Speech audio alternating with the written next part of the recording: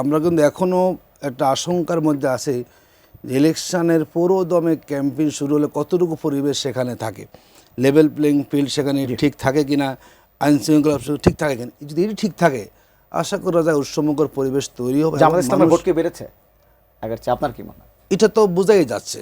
আচ্ছা, আমরা যে মানে ক্রমাগত আমাদের অবস্থানটা ভালো হচ্ছে। দেখুন লেটেস্ট যেটা ন্যারেটিভের যে আমরা সার্ভেটা দেখলাম, এখন পর্যন্ত প্রায় 6টা জরিপ কিন্তু হয়েছে।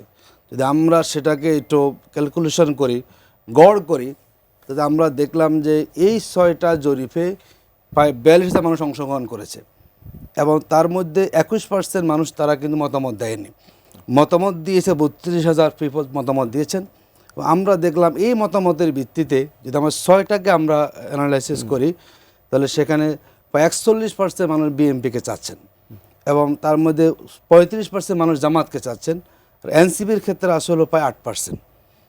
যদি আমরা এটাকে একটা যোগ করে ফেলি তাহলে এখানে এনসিপি, জামাত ইসলামী, তার অন্য ইসলামী দলগুলো আমরা একসাথে করে ফেলি, তাহলে এখন পর্যন্ত যদি নিরপেক্ষ আমরা এটাকে পর্যালোচনা করি, বিএনপির যে ভোট তার চেয়ে এই 11 দলের ভোট ব্যাংকটা কমপক্ষে 10 ভাগ বেশি আছে। আশা করি এটি আগামী নির্বাচনে রিফ্লেকশন করবে।